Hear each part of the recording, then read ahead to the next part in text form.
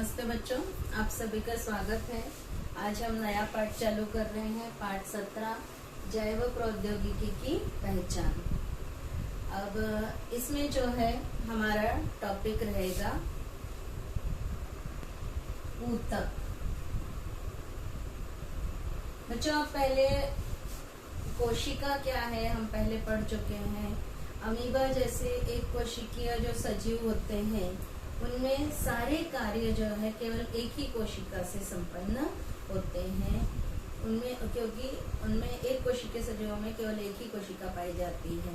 अब थोड़ा याद कीजिए कि सजीवों में आवश्यक कार्य कौन से घटकों द्वारा किए जाते हैं, तो वही कोशिका और ऊतकों द्वारा किए जाते हैं।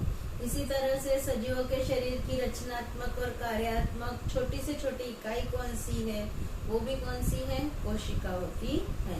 लेकिन अगर बहुसंख्य मतलब बहुकोशिकीय जो सजीव होते हैं उनमें जो है बहुत सारी कोशिकाएं पाई जाती है शरीर में। इसलिए जो है शरीर के विभिन्न कार्य जो है ये कैसे होते होंगे, कार्यों को पूर्ण करने के लिए कोशिकाओं का, शरीर में कोशिकाओं का समूह एकत्र आता है। जैसे आप देखते हैं कि किताब में जो होता है एक अक्षर जो होता है, अक्षर मिलकर जो है क्या बनते हैं, शब्द बनते हैं। शब्द मिलकर वाक्य बनते हैं। वाक्य मिलकर जो है पैराग्राफ बनते हैं और पैराग्राफ मिलकर जो है क्या बनते हैं, पाठ तैयार होता है। और पाठ मिलकर जो है पूरी पाठ्य पुस्तक तैयार होती है। इसी तरह से सजीवों के शरीर की जो संरचना होती है उसमें भी एक विशेष क्रम पाया जाता है। इनमें कोशिका और उसके विभिन्न भाग जो है हमने पहले पढ़े हुए हैं। अब ऊतक क्या है? शरीर के विशिष्ट कार्य करने के लिए एकत्र आए हुए जो कोशिकाओं का समूह होता है उसे ही क्या बोलते हैं, ऊतक कहते हैं। एक कोशिका, फिर दो कोशिका, तीन कोशिका, ऐसे जब कोशिकाओं का समूह बन जाता है और विशिष्ट कार्य करने के लिए एकत्र आए हुए कोशिकाओं के समूह को ऊतक कहते हैं। ये आपके ऊतक की परिभाषा है। बहुकोशिकीय सजीवों के शरीर में जो है लाखों कोशिकाएं पाई जाती हैं। इन कोशिकाओं का समूह में विभाजन करते हुए प्रत्येक समूह जो एक विशिष्ट कार्य करता है। जैसे कि उदाहरण के लिए हमारे शरीर में जो मांसपेशियां होती हैं जिनमें संकुचन और प्रसरण के कारण हम हिलडुल पाते हैं, चल पाते हैं, तो वो जो है क्या होती हैं, कोशिकाओं का एक अलग समूह होता है। वैसे ही वनस्पतियों में जो होती है संवहनी ऊतक होते हैं। संवहनी ऊतक कौन से होते हैं, जलवाहिनी और रसवाहिनी, मतलब पानी को पहुंचाने वाले ऊतक होते हैं और अन्न को पहुंचाने वाले विभिन्न वनस्पति के विभिन्न भागों तक पहुंचाने वाले ऊतक पाए जाते हैं। कोशिकाओं के विशेष रचना और उन कार्यों का विभाजन होने के कारण शरीर के सभी कार्य उत्तम प्रकार से सर्वोच्च क्षमता से किए जाते हैं। अब यहाँ ऊतक के प्रकार देखेंगे। ऊतक के प्रकार, ऊतक के दो प्रकार होते हैं। एक होता है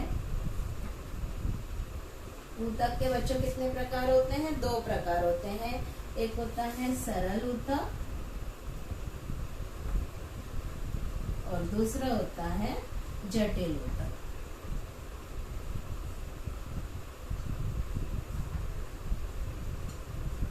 अब ये सरल ऊतक मतलब क्या होता है? सरल ऊतक मतलब एक ही प्रकार की कोशिकाओं से मिलकर बने हुए जो ऊतक होते हैं वो क्या कहलाते हैं, सरल ऊतक कहलाते हैं। उदाहरण के लिए प्राणियों में जो अभिस्तर ऊतक होते हैं और वनस्पतियों में मूल ऊतक, ये सरल ऊतक के उदाहरण होते हैं। अभिस्तर ऊतक मतलब त्वचा के ऊपर का, शरीर के आंतरिक अंगों के भी ऊपर का जो आवरण बनाने वाले होते हैं वो जो होते हैं अभिस्तर ऊतक होते हैं। ये सरल ऊतक के, जिनमें एक ही प्रकार की कोशिकाओं से बने होते हैं। जटिल ऊतक जो है एक से अधिक प्रकार की कोशिकाओं से बने होते हैं। उन्हें क्या बोलते हैं, जटिल ऊतक कहते हैं। उदाहरण के लिए प्राणियों में जो रक्त ऊतक होता है वनस्पतियों में जलवाहिनियां और रसवाहिनियां ये जटिल ऊतक के उदाहरण होते हैं। अब क्या वनस्पतियों और प्राणियों की रचना और कार्य क्या एक जैसे होते हैं क्या? आपको मालूम है बच्चों कि प्राणी जो होते हैं वो एक जगह नहीं स्थिर रहते हैं, वनस्पतियां एक जगह स्थिर रहती हैं, जिसके कारण जो है बहुत से ऊतक उनमें वनस्पतियों में कैसे होते हैं, आधार देने वाले ऊतक होते हैं। और वनस्पतियों की वृद्धि उनके शरीर के कुछ विशिष्ट भागों में ही होती है, जैसे तने के अग्रभाग में, जड़ के अग्रभाग में, इस तरह से विशिष्ट भाग में ही होती है। इसलिए वहां पर जो होते हैं विभाज्य ऊतक वनस्पतियों के पाए जाते हैं। और प्राणी जो होते हैं उन्हें भोजन के लिए, निवास के लिए, विभिन्न प्रकार की खोज के लिए सतत यहाँ से वहाँ गतिविधि करनी होती है, स्थानांतरण करना होता है। इसके लिए प्राणियों को अधिक ऊर्जा की आवश्यकता होती है, वनस्पतियों को कम ऊर्जा की आवश्यकता होती है। प्राणियों के अधिकांश ऊतक जीवित कोशिकाओं द्वारा तैयार किए जाते हैं। प्राणियों की वृद्धि जो होती है शरीर के सभी भागों में एक जैसी होती है। वनस्पतियों की वृद्धि जो है वनस्पतियों के किसी विशिष्ट भाग में होती है, लेकिन प्राणियों की वृद्धि जो है पूरे शरीर में एक साथ होती है। ऐसा कभी होते हुए दिखा है क्या कि ये हाथ ही लंबे हो रहा है, पैर ही लंबे हो रहा है? ऐसा नहीं होता, पूरा शरीर एक साथ बढ़ता है। छोटे बच्चे की वृद्धि आपने देखी होगी कि पूरा शरीर एक साथ बढ़ता है, चारों और सभी भागों में साथ में वृद्धि होती है। मतलब ऐसे कोई विशिष्ट ऊतक अलग अलग भागों में नहीं होते हैं। वनस्पतियों और प्राणियों में अलग अलग प्रकार के ऊतक कार्य करते हैं। सबसे पहले हम देखेंगे बच्चों प्राणी ऊतक।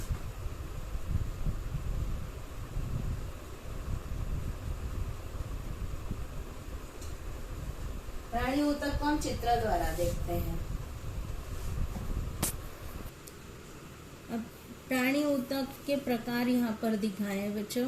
प्राणी ऊतक के 4 प्रकार है।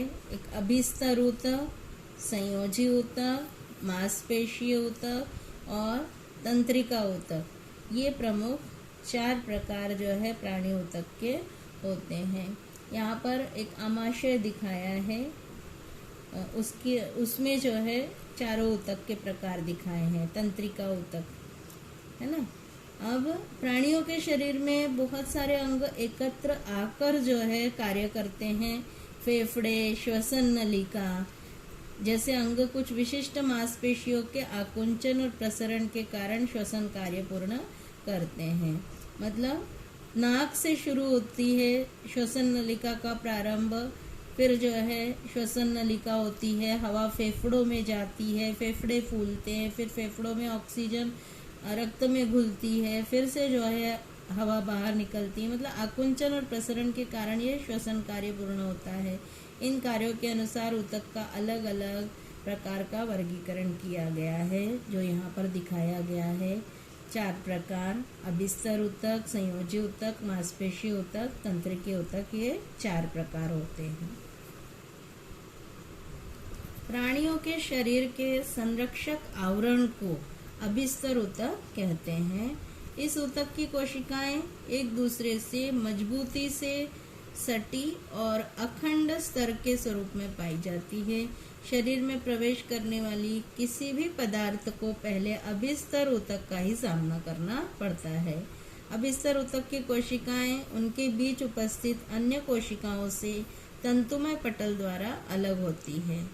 त्वचा, मुंह के अंदर की त्वचा, रक्तवाहिनियों के स्तर, फेफड़ों के वायु कोश का स्तर, ये सारे जो है अभिस्तर ऊतकों से बने हुए होते हैं।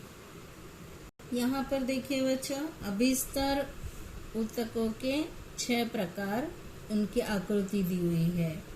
पहला है सरल पट्टकी अभिस्तर ऊतक।